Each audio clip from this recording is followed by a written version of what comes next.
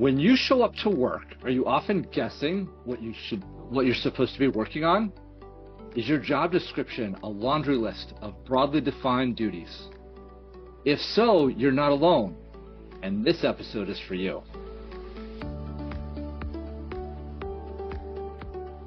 Hi, and welcome to another episode of the Thoughtful Talent Show. I'm Jen Werner of Jen Werner Coaching. And I'm Chad Ahern of Talent Teams Consulting. Today, as Chad alluded to, we're spending time talking about setting individual expectations and job crafting. Before we get to the learnings, I know you and I have had some brief conversations prepping for this episode because it's a big topic. Yes. And I think one of the things that we found as we were discussing this is that you and I are coming at this topic from two kind of different lenses. I'm a little bit more analytical. You're going to hear my analytical, my deliberative, a little bit of my harmony in terms of practical solutions today. And Jen, I know that some of yours has probably been a little bit more like belief and maybe achiever or activator. I don't know which ones you're leaning on. I think it's heavily executing, like individual contributor executing with that blend of like what that feels like from a relationship builder side. Yeah. So we definitely have some different voices on this one today, and I'm excited about where we're different. So Chad, do you want to start us out with some of your learnings about this specific topic? There's some great stats around this to just sort of level set us, understand, help you understand why Jen and I are talking about this today. The biggest one, and all of these actually for today's episode come from Gallup. They are one of the biggest research points on this whole job expectations. But they find that only 50% of people strongly agree that they know what's expected of them when they're at work. 50%. That means half of your workforce is showing up not having a clue on what they're doing or what they're supposed to be working on. Alongside that, it's also worth noting that 64% of managers report that employees now have more or additional job responsibilities than they did. It's from just a couple years ago. That was a stat that Jen and I saw presented at the Gallup Summit back in June. And then the other a two-part statement. One is that 60% of employees say that the ability to do what they do best is very important to them at work, yet only 40% strongly agree that they actually have that opportunity to do what they do best every day. And as strengths coaches, always pay attention to allowing people to use their best talents and contribute their best every day at work. So I know that touches a little bit on our employee engagement that we covered in one of our previous episodes, but it comes back sort of full circle in this: how do we best set people up from the expectations side? So Jen, now that I've shared the stats, what do you want to share in terms of starting our conversation in on this topic? I really think why we're talking about this, and for me, why it's important to me, is like from the standpoint of an employee.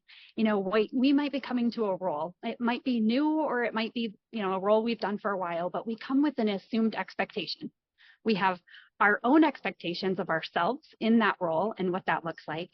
We have our mostly assumed expectations of our employer, or say our manager or our boss. And then we have our expectations, again, assumed, of how we're going to work within the team. And so you see the key word there is assumed. These are all assumed expectations. Yeah. Rarely do our existing roles or even our new roles come with a very set of fully defined expectations.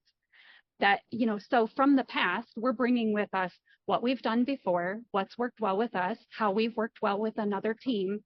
But these might not be the way that will work best in this role, with this company, with this manager, with this new team. And even just one person changing on a team, just one person leaving and a new person coming in can completely upset the apple cart, so to speak, and have you challenging the assumptions and the expectations that you have for your team, for yourself. So I think that's why this topic is really important to me. And I think it's important to us and our audience to help them learn about the communication styles and then being able to clear up some of this like assumptions that we're having.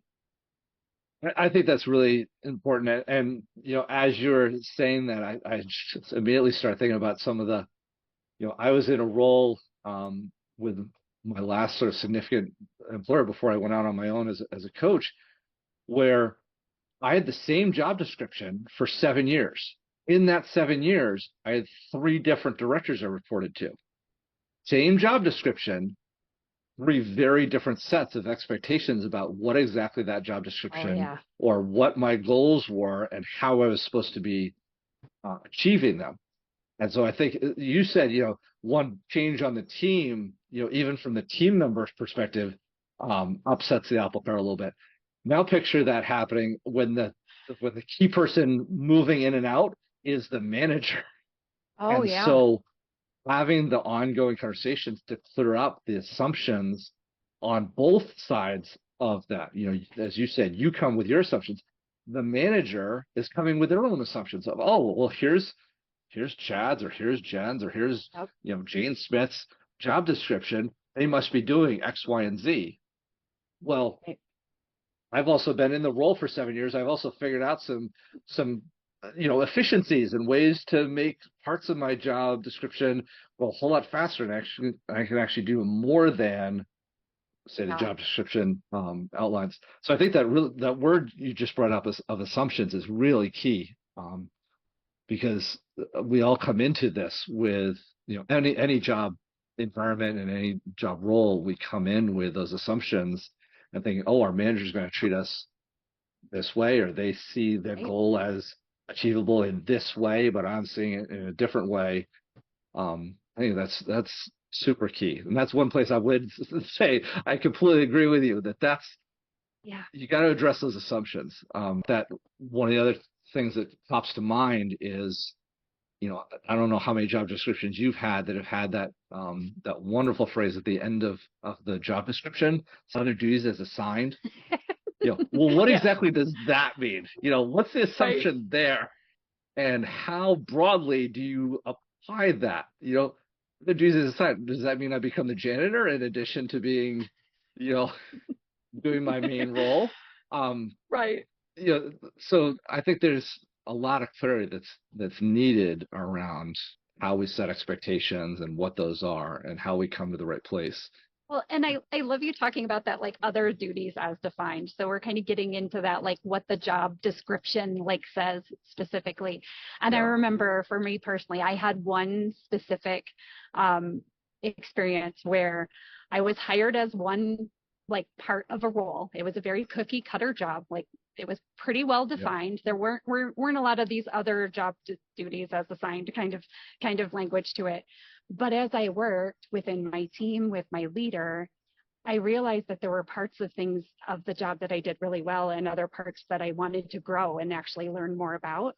And I had a great team, a great leader who let me stretch, and grow into other things. So to replace me at some point, the job description would look completely different because now at this point they've morphed this what was a cookie cutter job description into something that we joked for a while that it should say hybrid at the end of it, because now I wasn't just doing one role, I was doing maybe three roles and across Yeah. the, like our hybrid cars, because that they were coming out pretty popular that when this happened, everything was being labeled hybrid. I was like, oh, well, I guess I'm kind of a hybrid too, because I had feet in extra roles. And, Yeah. if I'm being honest, I really hope that's what most businesses are doing with their people. They're realizing where their talents lie. They're letting them stretch and have those stretch opportunities to grow and learn and do more things than what just their job description says, as long as they're allowing them the appropriate time to do these things. As I think you could easily get to the place where you're just adding more and more and more to your already full plate. But if there's parts of it that are better suited to someone else, that's the beauty of talents and strengths, is understanding what we do well, what others do well, and how we can work well better together. Yeah. This being well-rounded notion, I feel like it's just dumb. Like let's not be well-rounded. You can know a little bit about everything, but can we do our best to focus on those places where we can really excel for Yeah. ourselves and our team? Yeah. And I would take that point one step further. I think this is a place where you and I are a little bit on the same page, but I have a slightly different take, which is the job descriptions need to be revisited regularly and updated accordingly. Because if there are parts that you're just not doing anymore, or you've figured out an efficient way to essentially auto run that part of your job description so that you then Yeah. have the bandwidth to do something else, then that previous point should be taken off, not added to. Agreed. It should be taken off. In preparation for this, I was looking to try and find, what are the stats around, how many people feel that their job descriptions are accurate, or how many people feel Mm. like they've been updated recently. And interestingly, the data points I was finding were from well before the pandemic. So I was like, well, these aren't really relevant anymore. Well, one of the big threads that did run through a lot of the sources I did sort of preview is that there seems to be a lot of people that the job descriptions are not being reviewed until the next posting, the next Oh time yeah. somebody's hired into the role.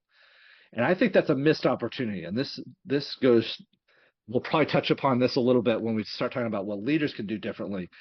But in terms of just if you're in a role right now and you're not actively engaging in a conversation with your manager about what your job description looks like, that's a missed opportunity. And it's also a missed opportunity for the team and for the organization because they could be better utilizing you based on your talents, based on what you've gotten really good at, what you've been able to practice based on your talents and your strengths. So I would just come back around to the fact that our job descriptions need to be reviewed so much more frequently, but they also need to be co-defined. I think if we're talking about people coming into roles, yes, it's okay if the company or the team has a general job description. Maybe that was the basis of the interview process or the external job posting. That's fine. But when the person's finally hired, that's a fantastic opportunity for the manager and the person that's just been hired to sit down and be like, okay, we started with this as like a template. There were 5 or 7 things on here that were really key to us. Which ones do you really think are like super engaging to you, or you really think you can sell at? And then what other parts do we maybe need to job shift? And this is why we included the phrase job shaping in our title. Mhm. The job crafting is, can there be parts of that job description that maybe go to somebody else because that energizes them? And then when we find an uneven exchange of, well, maybe there's something that they aren't super thrilled about doing, that comes over into a new job, a revised job description for the new hire. What an awesome Yeah. opportunity to build engagement, excitement about the role, Hmm. feel like people have a hand in things, and to your point, eliminate a lot of the assumptions of, oh, this Yes. is the way the job has always been done, and we're going to assume that it's going to stay the same. No, the world of work is changing darn too fast for that to be the case anymore. So, sorry, I've gone on and on, but I Oh, just I love it. I get a little passionate about the job shaping, especially as the more I've become a coach and seen how people can accelerate their performance, their contributions to team. If you start thinking about the parts of the job that don't energize them, yes, there are going to be some parts Right. that are always going to be not your favorite thing to do. But can you shift the balance of that from, say, 50-50 to 70-30, where you're Right. 70% that you're really excited about and 30% that it's just the logistical work of making work, and it's never anybody's fun grunt work Right. to do. So just how can you shift, job shape the role so that people are more engaged and more fulfilled in doing the work? So, sorry, I'm going on. What And What it, are your thoughts as I no, talk? well, so many things. So one that I want to touch on that you just said was that now you're hired. So let's talk about what this looks like for you and how, the parts of it that you're most excited. I love that because it's bringing that individualization from each person. We all are going to bring our own like talents and strengths to this, our own abilities and skills. So what are those and what do those look like for us in that role? And then the other part that you said that I really like is the like revisiting that job description, because you're right. So many times they don't touch it. Like, you were hired for this, 12 years ago, which I know that doesn't really happen nowadays as much, but for those people who were hired in that role 12 years ago, and now you're done and they need to replace you today, that job, absolutely. I don't care if you're doing the same thing, something about that job has actually changed. The technology around it, there's all kinds of other things that you might be doing today that you weren't doing, that wasn't on that original job description back from 12 years ago. So important to keep updating those. The other place it made me go, Chad, and I didn't expect this, so I'm kind of excited and thinking maybe we should do an episode around this, is when you're so good at that job description that you were, when you were hired, how do you get promoted, make more money, have a bigger job description, something that morphs you into that, like growing in that role without transitioning to a manager? Because that's typically the path, right? To go from like great individual contributor to now you're the manager of all the doers. What if you love that individual contributor role? Is that the only way you can make more money is to manage people? So I would love if we can like come back to that topic at some point, because that's one of the things about being strengths developed and strengths based leaders, companies, businesses, like to understand what happens with those roles as we continue to grow and morph.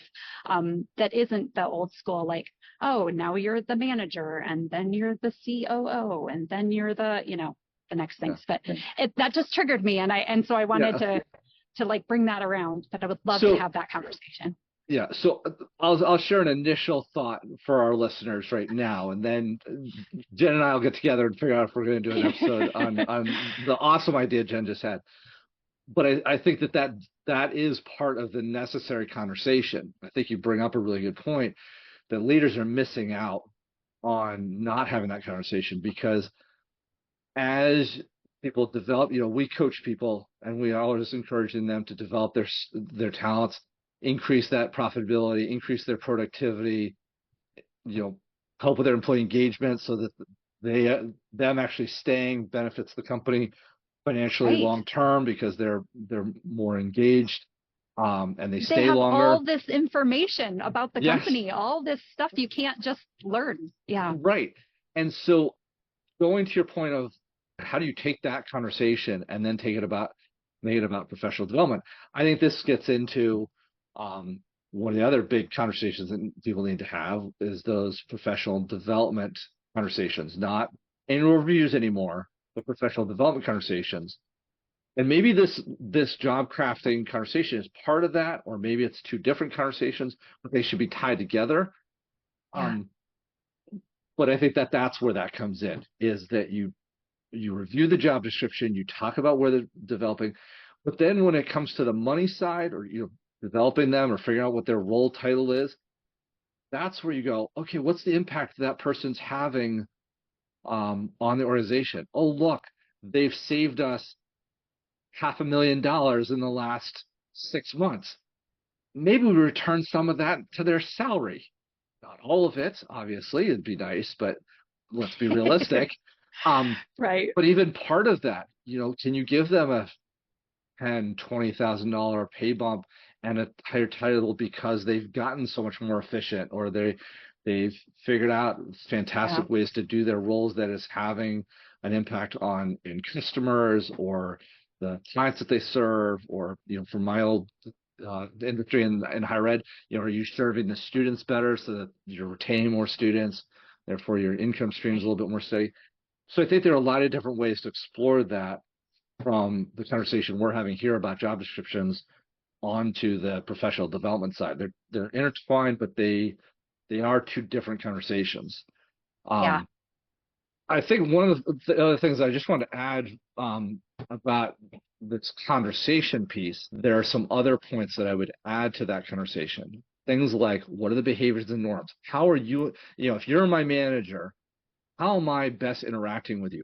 How am I best communicated to? If you need to give me information or need to give me feedback or give me recognition, what's the norm? How's that best communicated to me so that you get the most out of me, and vice versa? I think that there's also a really good conversation to be had around tools and resources. We know from the Q12, one of the other big questions is, I have the materials and equipment to do my job best.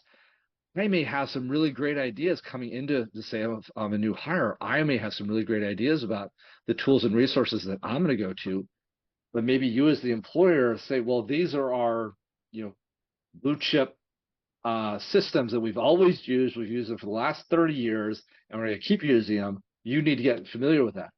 Well, then how do you manage those conflicts? If me as a new hire, I'm comfortable with tools A, B, and C, but you're asking me to use D, E, and F, that's a conversation to be had. Can there be a blend? What does that look like? How do we do it so that nobody feels offended? Or let's look at both to see what works best. Right.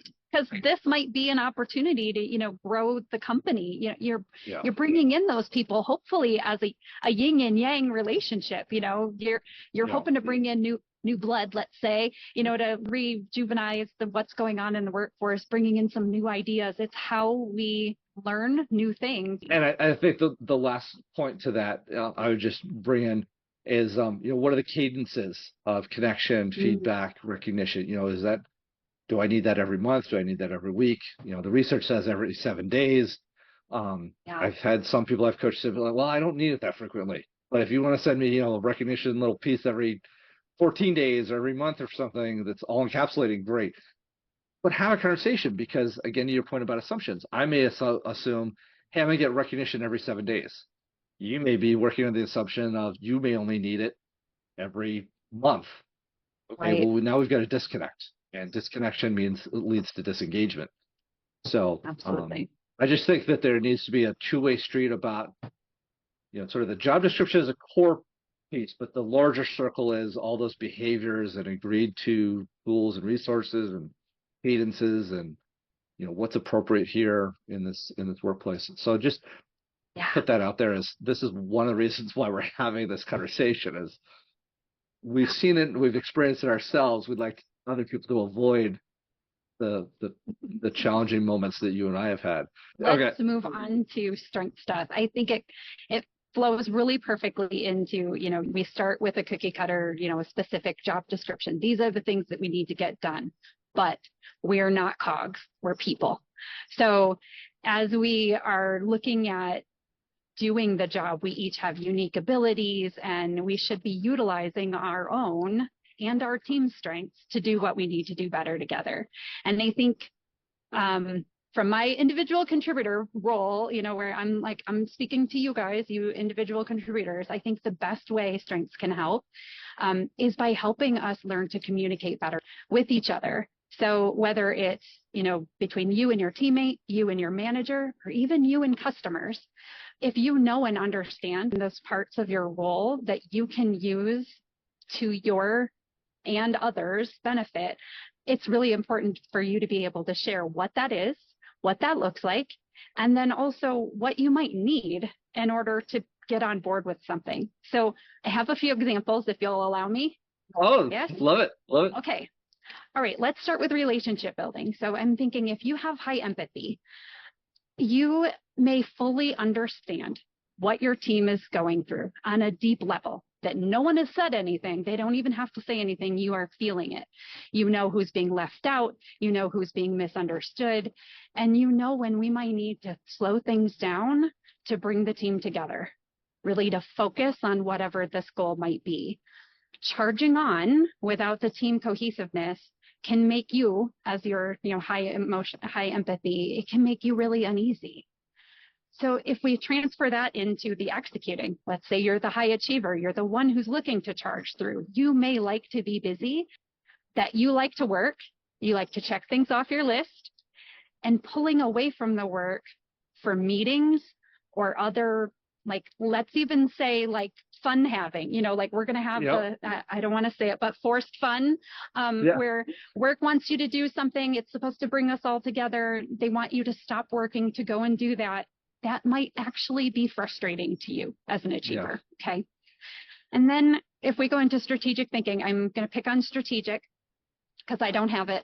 So you may love having those meetings, getting all the ideas out there and like working through like determining like what's our best path forward, communicating exactly what that path looks like and exact steps to take may not come as easy for you.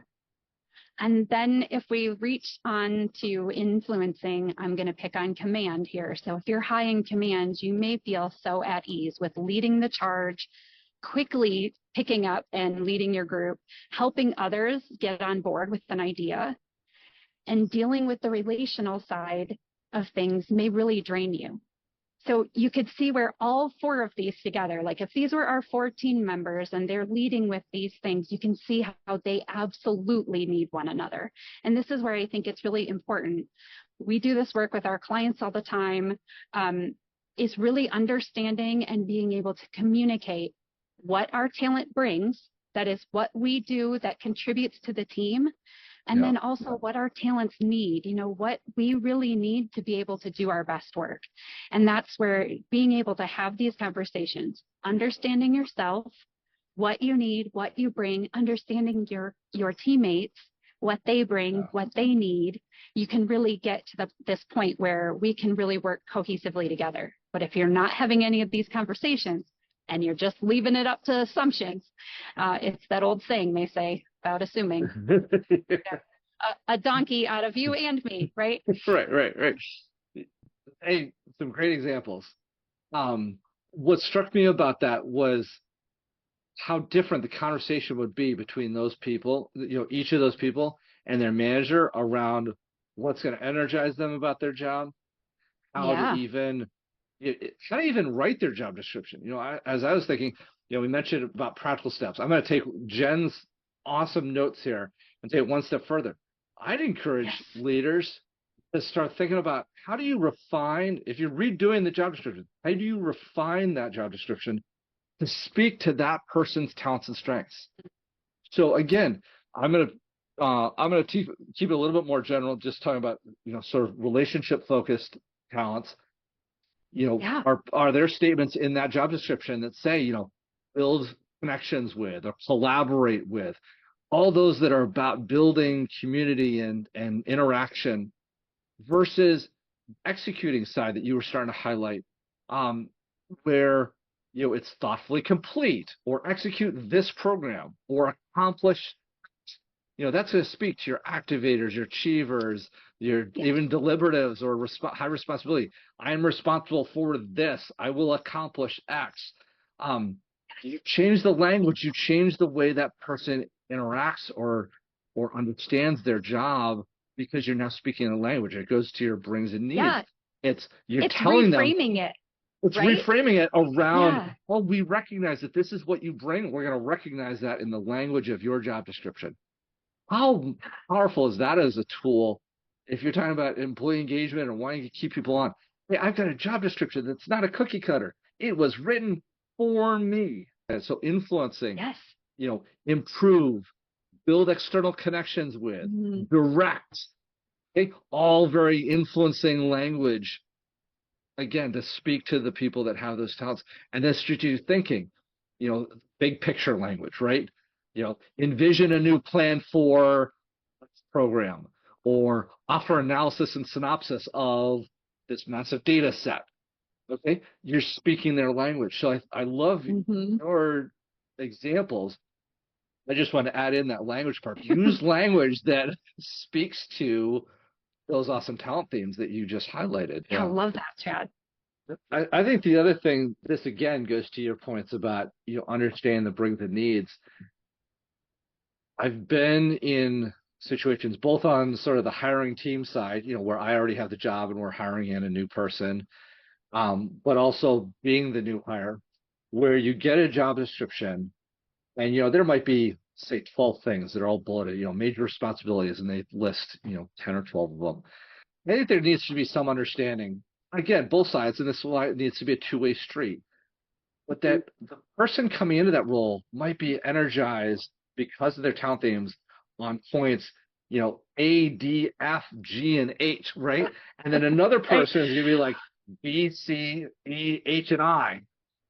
Right. they're going to be energy. And so I started to mention this before of there needs to be parts of that job description that the team or the manager needs to be comfortable saying, hey, can we shift this to somebody else? Or can this be deprioritized? And to what extent? Again, it needs to be a conversation. I'm not Yes. saying that the employee has, full reign to start, redlining their own job Wouldn't description. wouldn't that be awesome if we could just be like, nope, not doing that. I hate it. Like, Yeah, obviously that's not realistic. yeah. So I think, but I think that that's the conversation, though, right? That Yes. we need to have the discussion of my strengths help me do this, and then going back to that, this needs to be an ongoing conversation. 6 months or every year, or hopefully not too much further beyond a year, Right. but that say, hey, over the past year, I've had an opportunity to build, say, my learners talent. That's my number one theme. Um, I really have excelled in this area. I really want to keep making an impact in that area.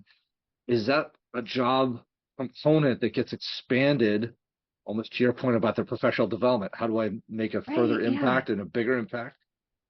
But having that conversation of what gets re thought about or expanded or maybe shrinks a little bit, or hey, I haven't had much opportunity to use my talent theme in this area. Maybe that's not the best area for me to contribute in.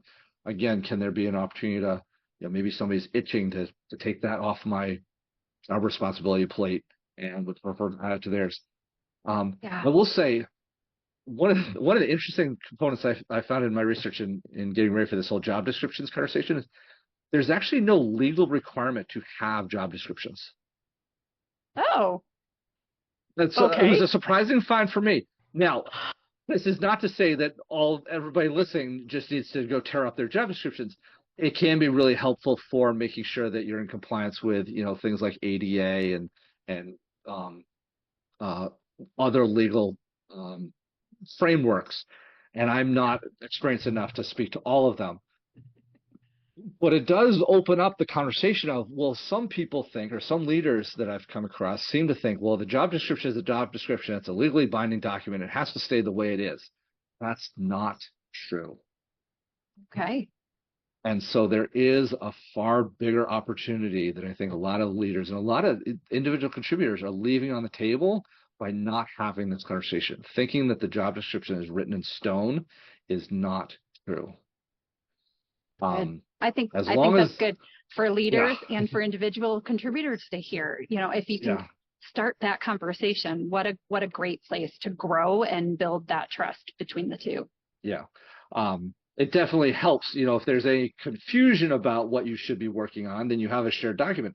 But as Yeah. long as that's been co-defined together, you're even more in Right. alignment than you would have been had you just left it as thinking it was set in stone. So I just Yeah. wanted to mention that before we got too much further along. Um, Awesome. so as we think about other things leaders could be doing or things that they can be Yes. checking with their HR department about, what are some things that you think leaders should be doing better around setting expectations and job crafting and Sure. sort of taking what we've talked about and sort of putting it into action for some of our leaders? Yeah. Well, you're making me switch my perspective now because I've been thinking about that individual contributor, that team member. So now to think about the leader.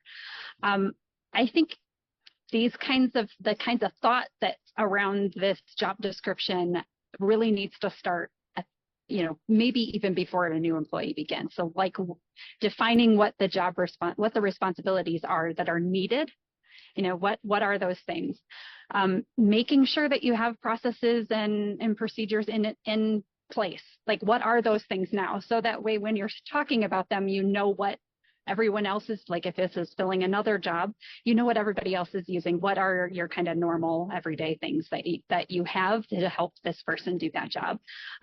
And then reviewing, like you said, I love that idea of reviewing the employees' talents and skills. So whether that's the rest of the people on the team and seeing like, okay, well now we see where everyone is and kind of what everyone else is doing. So that's helpful to know before you even hire someone new. And then making sure you have that alignment, either one-on-one and the team, is to really involve the team in creating those expectations of that role. So if everyone's kind of got the same role on the team, what does that look like across people? Like you were saying, you might be able to 70-30 it for this person and then 50-50 it for somebody else because they like doing more of what you didn't. And so you want to do like only 30% of that, and then I think really importantly would be to create the space for these conversations and the alignment to actually happen. Physically setting out the space, like you on your calendar in a meeting room where we're talking about the role. And I think it's really key for the team to do that before a person starts that, before a new person joins the team. But maybe even just as important to have it again once the new person starts, to have them understand how things work now and how they fit into the picture. I think you and I had heard that in at the Gallup Summit. It was one of my most favorite things. The All Blacks, right? Was it the Yes. Yep. team, and when they get a new player to the team, they actually like learn all about that player. Then they go through like with the history of the team and the great things that have happened, and then why they chose you. What was so amazing about you that they chose you to be part of this team? And then like how they see your involvement growing and making the team even better. I'm thinking like along those lines with a manager doing that with a new employee, with the team, with existing employees who are already there, having that conversation again, about where they've come, how they've done all these great things for the team already. And then like kind of oh my gosh, like look at all the places we could go with this. So I think that's maybe where I want to stop. I know there's lots of questions I would ask the manager to ask, but I think you and I overlap there a little bit. So I'm gonna pause on my questions and let you share what you feel like a manager can really help and support. Unless you want to comment on any of my things.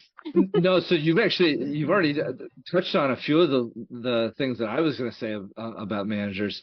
I think one that I'm going to harp on again that I've already mentioned is that the review, it's got to be at least annual, if not more. The annual has got to be a minimum. Technology is moving too fast, but is moving fast. Always. The way the world works, just in general, is quickening. And so, if you've got job descriptions that you haven't looked at in 5 years, sorry, you need to that's a whole other conversation. That needs to be a task that you need to do, within the next month. Like pull those out, look at them. Do they actually represent the work that's actually happening? But in terms of this conversation, in terms of setting expectations, I think you need to review those annually, update them if you found, whether it's the job description or the expectations. We kind of talked about those two circles, the job description sort of being the core, defining what that role is, and then all those other components around it, the cadences, the behaviors, the norms, the technology, the resources. Look at that. Dissect that. Have you abandoned certain tools in favor of something newer? I was just reading a LinkedIn post yesterday. Some people are starting to abandon Microsoft Excel, which has been the bedrock of analysis for a lot of the AI, which can take massive spreadsheets and do the analysis for you. Okay, if that's going to be the threat, the trend over the next year or 3, what does that mean for putting Microsoft Excel in the job description? That's irrelevant, in 3 years. Right. So I just, talking about the tools and resources on an ongoing basis, what is and isn't appropriate and what is and isn't the expectation. Again, eliminating refining those assumptions, right? Taking the assumptions and making them implicit instead of sort of vaguely understood. Right. Sorry, explicit instead of implicit. Yes. Sorry, I got my words flipped around. So I think that's one. I think, to your point about job shaping, you just talked about that beautifully. How can you switch up roles across people?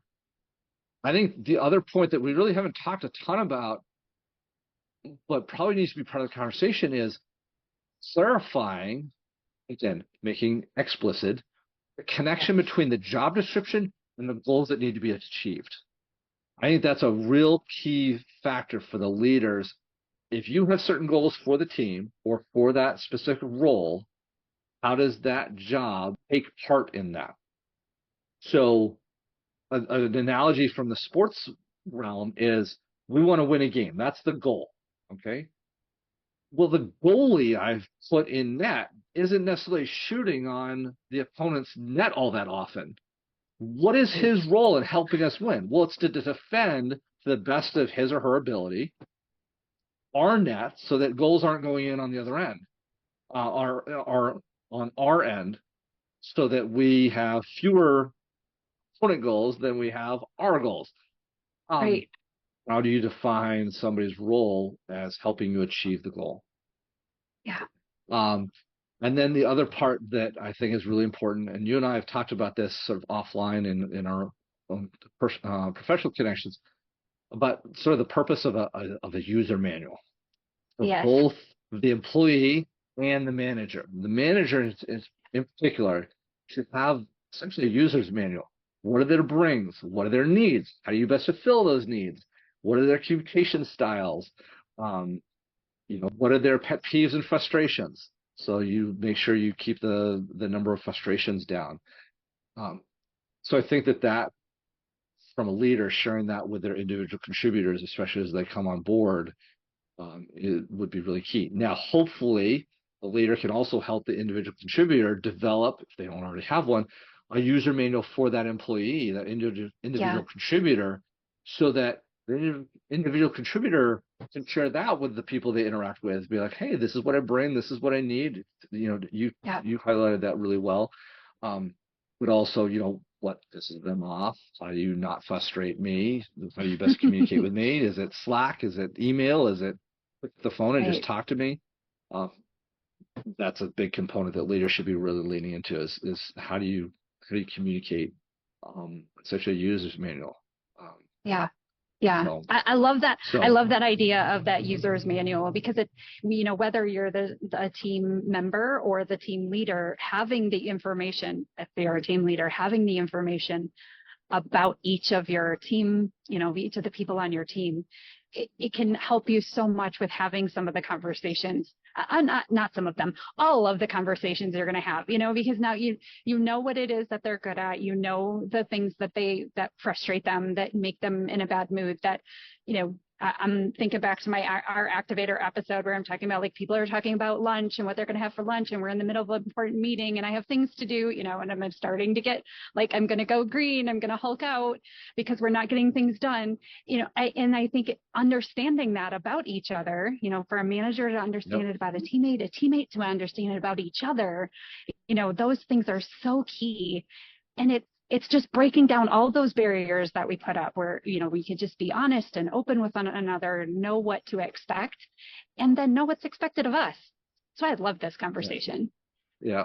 I'm going to bring that what you just said right back around to the other statement that you shared at the very beginning, which is, it not only breaks down the walls, but it clarifies the assumptions. It Yes. essentially takes those assumptions, pulls them apart, and makes sure that, like, okay, we're assuming the right things and the same things about one another, Right. so that we don't end up making a mess of things. You said the donkey out of you and me. Um, Having a user's manual prevents the donkey from even showing up. So, Yes. I, Poor donkeys. yeah. Um, so I really appreciate your thought there, and it just goes back Yeah. around to the point that you made so poignantly at the beginning of we come with all these assumptions, and yet none of this is written down, none of this is communicated readily at the beginning of a connection, or a team interaction. And this is what leaders can do differently. They can clear a lot of that fog up Get it and down. and get it down. So um, this has been fantastic episode. I hope this has been Yeah. enlightening to our listeners. Um, Jen, did you have any like wrap up thoughts or something that you'd want to come back to? Because I sort of reemphasize that review annually and job shape, making Yeah. sure that we're communicating on our talents. But is there anything you wanted to wrap us up with? I think I have just one thought, and it goes along along the lines of, reviewing and revisiting that job description. If Yeah. you are an individual contributor and you were hired so many years ago, and you see or notice that you are doing things different, doing different things, you have made some progress, take a moment to look at your job description, or maybe write a new one today. Like, what is your job description today? This is a place, sorry, managers, they're coming at you. This is a place you can go to your manager and say, these are the things I do now. Maybe it's time to look at how much I get paid.